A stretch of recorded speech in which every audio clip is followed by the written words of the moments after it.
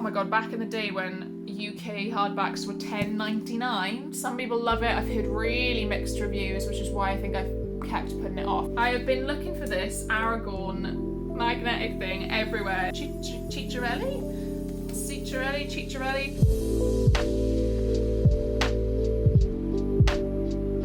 Hello my angels, welcome back to another video. My name is Bro and today we are looking at books that are going to self-destruct in 12 months. So I got this idea from Becca and the Books. I watched Jade's video recently who kind of took inspiration from Becca as well, but Becca is the original creator of this type of video, the title, that kind of thing.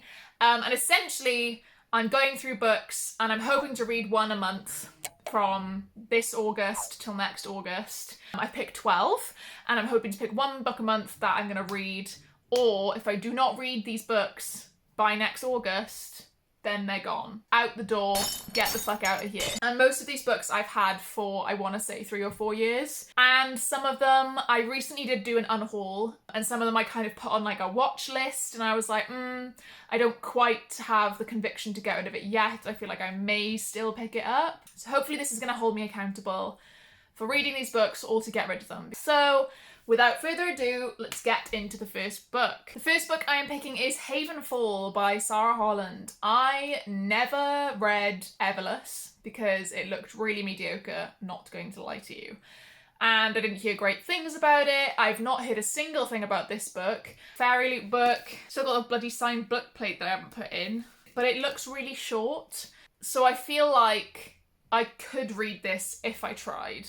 Because it's what? Let's be honest, like 300 pages? It's just under 300 pages. Yeah, 305 pages. So this is super short. It's also really small. I don't even know what this is about. Basically, there's an inn between worlds. This girl, Maddie, is kind of the caretaker, protector, whatever the fuck. And then a murder happens. So it's kind of like light fantasy, I guess.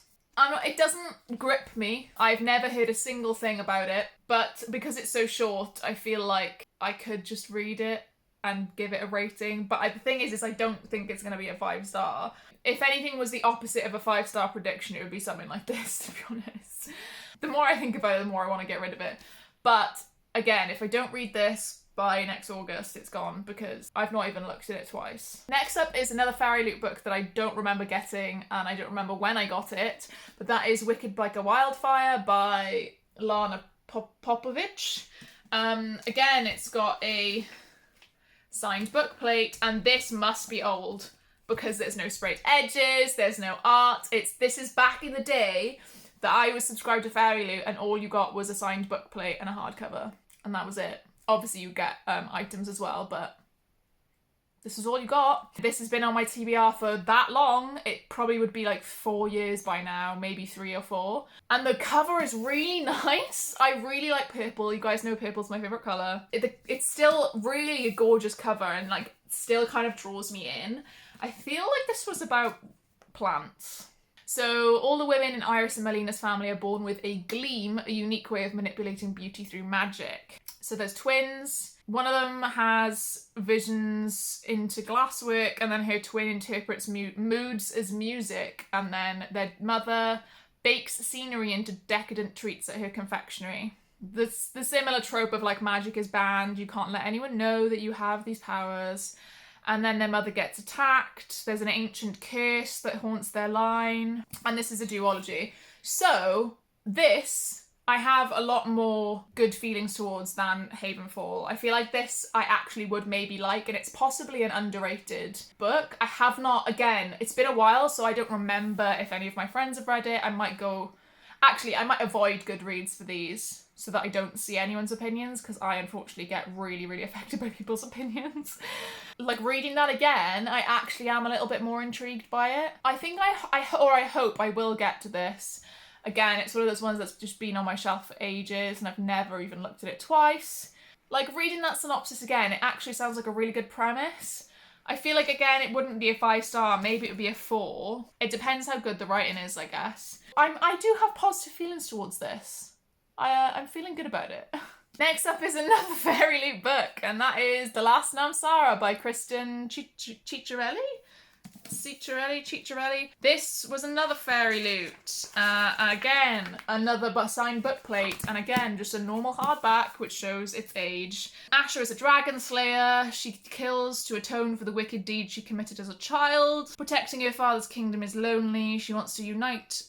Oh, it's like a arranged marriage. Oh my god, back in the day when UK hardbacks were $10.99. Jesus Christ. They're at least $12.99 now. Anyway, I feel like I hadn't heard great things about this. Or was that something else? Was that Renee Ardier? I think I used to have Flame in the Mist by Renee Ardier, which was another fairy that I unhauled way back in the day because I'd heard bad things. This, again, I've heard like mediocre things, I feel like. Again, it's been a while since I've heard anything about it because no one's reading it recently. But reading that synopsis, it sounds okay. It sounds like a normal YA, to be honest. I think she's written a few things since then, Kristen Cicciarelli, but I don't know what off the top of my head. Yeah, I feel okay about this. If I had to rank them, Wicked Like a Wildfire would be above this, but Havenfall would be below this. Again, another normal YA.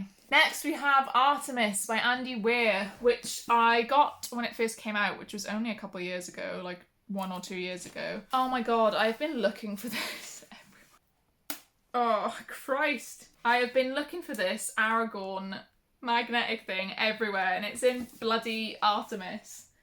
This is really short, so I'm hoping, again, this will be like a quick one to get through, but I've not heard good things. And I know Steph from Steph Loves really loves The Martian, and she also really enjoyed Project Hail Mary, which is his newer one, but she hated this, and I think G might have felt the same from Book Roast. So I'm now really gutted that I have this, because all I've heard is bad things. But it is really short. I know it's a heist on the moon, basically. The main character is a criminal. That's essentially it.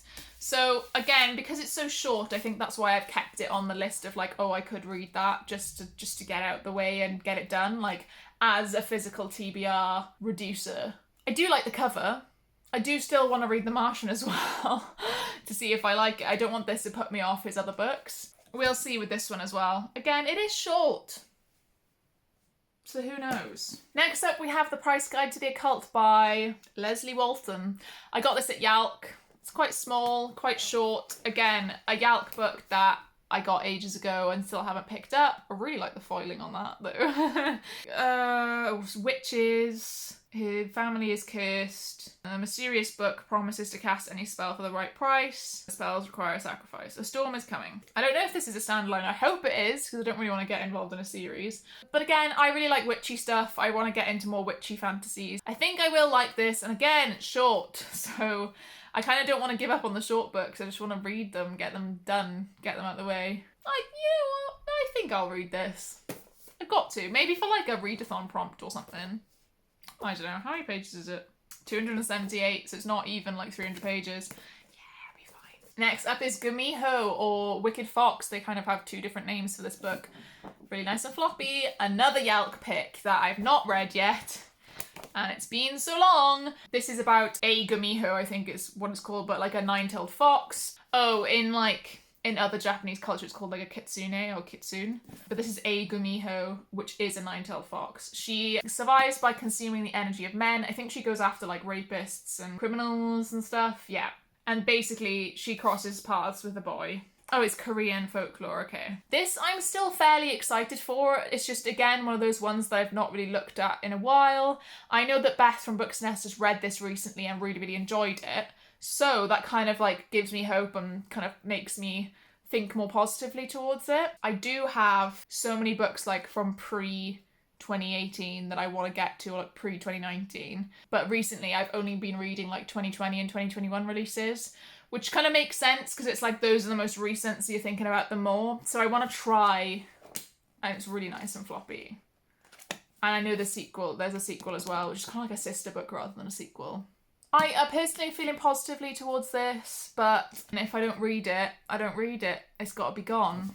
Next, I have two books that look really similar, I think because they reprinted them to look the same, and that is Ace of Shades and Daughter of the Burning City by Amanda Foody. These are both standalones, I'm pretty sure anyway. I don't know if there's sequels to them. I think Daughter of the Burning City might have been her debut, and then Ace of Shades came after. I got these both at Yalc. again, which would have been 2018 or 2019. I don't remember which one's which. This one is like a traveling circus. There's an illusion worker, and then one of her illusions is murdered, which is pretty cool. I think it's a pretty cool premise. And then Ace of Shades is like City of Sin. Her mum goes missing and she tries to go find her, basically. And these two are like, again, it's like nothing really grabbing my attention that well. I've had them for a long time. They're just sitting on my shelf. Even reading synopses now, I'm not like, oh my god, I really want to read that. It doesn't seem particularly unique, but they are pretty. Like, I do like the covers and I like seeing them together. So I'll give them a go, or I may not give them a go. I may just unhaul them between now and next August. I reckon if I can do one a month, I think I could get through these. Next is the chonker that is Priory of the Orange Tree, and I have got the American floppy paperback. I also have a signed hardcover dedicated to me that I got at Yelk, so again, another Yelk time. So 2018 or 2019, whenever this came out, basically. I think it might have been 2018, I'm not sure. Everyone goes on about it. Some people love it. I've heard really mixed reviews, which is why I think I've kept putting it off, and also it's just fucking huge. So this would be a month where I know I'm not going to read many books, so I would just stick to like this one big book kind of thing. It's a fantasy, it's sapphic, it's epic. That's kind of all I know. There's dragons involved. I don't really know much else, to be honest. It's a matriarchy, I know that. And it's Samantha Shannon. So yeah, I want to get to this by next August because god damn it, I put it off for so long. To be fair, like the pages are quite big and there's not much writing on each page. I'm hoping this would be a quick read, like it's not too dense, but I'm gonna do it. I promise you I'm gonna do it. Next is kind of a 2-for-1 deal. And that is Gemina and Obsidio by J. Kristoff and Amy Kaufman. I 5-starred Illuminae and then I DNF'd Gemina. That is where my bookmark is, just about halfway, like just under halfway.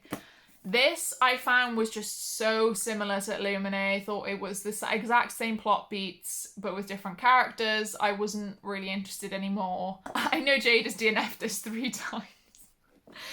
But I'm thinking maybe I can reread Illuminae and continue with these if I force myself to for a reading vlog or something. Because they are really easy to read. It's not like they're a slog or anything. I just put it down. And I did plan on picking it up again, but I just never did. So I counted it as a DNF. I am still intrigued because like some people 5-starred every book in this series and like they loved it. And I know some people also, like a lot of people felt the same way I did, that every single one was like the same story, but in a different book, like packaged differently. So I think the hype is still getting to me a little bit where like I want to keep it, and I do like the heavy paperbacks and I like the way they look.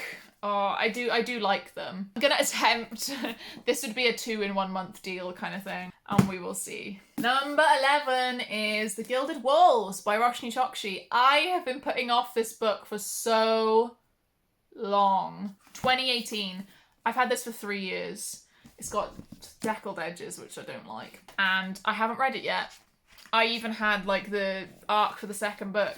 It's got like a little thing underneath. I think I put this on my TBR last like August or something.